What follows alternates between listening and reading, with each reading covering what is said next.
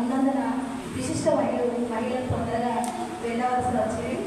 ఇక ఈ కార్యక్రమంలో మనకి ప్రధాన కార్యదర్శిగా ఉన్నటువంటి శ్రీ నేరెళ్ల శోభారాణి గారిని మహిళా మనులను ఉద్దేశించి మహిళల విశిష్టత గురించి వారి సందేశాలు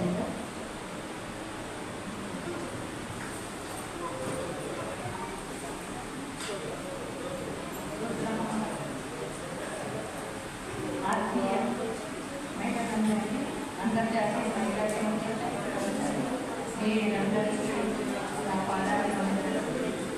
మీరందరూ మెచ్చుకుంటే సమాజం బాగుంటుంది. మహిళలు బాగుంటేనే అందరూ బాగుంటుంది.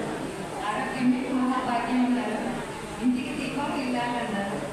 ఏ ఒక్కరిలో దీపాలు అనడం లేదు. ఈ మధ్యకాలంలో ఈ పుల్లుల కుతంత్రాలతో జీవితం సగమైపోతుంది, మొత్తం అయిపోతుంది అందరికీ. అలా కాకుండా మనం ఏం చేయాలి, మన ఆరోగ్యం కోసం ఏం చేయాలి, ఆనందం కోసం ఏం చేయాలి, మన పిల్లలు ఆరోగ్యంగా ఆనందంగా ఉన్నతంగా ఎదగడానికి మన ప్లాన్స్ ఏంటి, వాటి మీద గోల్స్ లేకుండా ఈ పక్క వాళ్ళ గురించి ఎక్కువ గోల్స్ ఉన్నాయి. అవి ఒకటి చేసుకుంటే మనం ఆరోగ్యమైన సమాజాన్ని నిర్మించవచ్చు. Thank you. రుద్రమ సాయి సేవా సమితి మన సార్ మనకి సార్ మీరే బొమ్మ సార్ నా పదాలు ఉన్నారు. సార్ ఎక్కడ ఉన్నా అసలు ఆ నవ్వు అనేది, చిరునవ్వు అనేది నాకు ఎదుగుతూనే ఉంటుంది. సార్ మా అందరికీ ఒక ఆదర్శమూర్తుడు. సార్ లేదు సంస్థనే లేదు అని నేను అనుకుంటున్నా. సారు వెనుకుంటే నడిపిస్తున్నారు.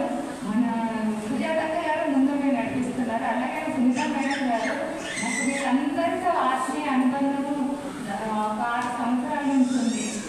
వారి అక్క చెల్లెళ్ళు, మా ఆత్మీయ సోదరి మనులు, అమ్మ ఇక్కడ అమ్మగారు, కొత్త వాళ్ళందరూ నాకు ఇక్కడ ఈ సభా వేదిక మీదనే పరిచయం అవుతున్నారు.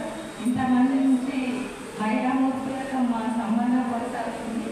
అలాగే జీవితకాలం అందరితో నేను మంచి ఉండాలని, మీ అందరితో ఆనందంగా ఉండాలని నేను మనస్ఫూర్తిగా కోరుకుంటున్నాను. Thank you. మా అక్క గురించి చెప్పాలంటే మా అక్క హైదరాబాద్ నుంచి వచ్చారు. అక్కడ ఎడ్యుకేషన్ డిపార్ట్మెంట్ హిందీ పండిత్ గోదావరిఖనిలో చాలా సంవత్సరాలు చేసింది. మన మల్యాణ మండలిలో చిన్న ఉన్నప్పుడు చేసింది. ఇప్పుడు అక్క రిటైర్ అయ్యారు.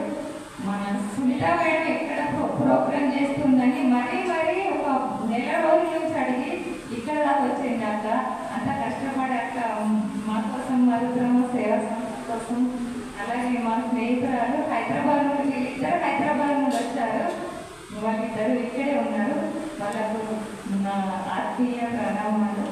Thank you.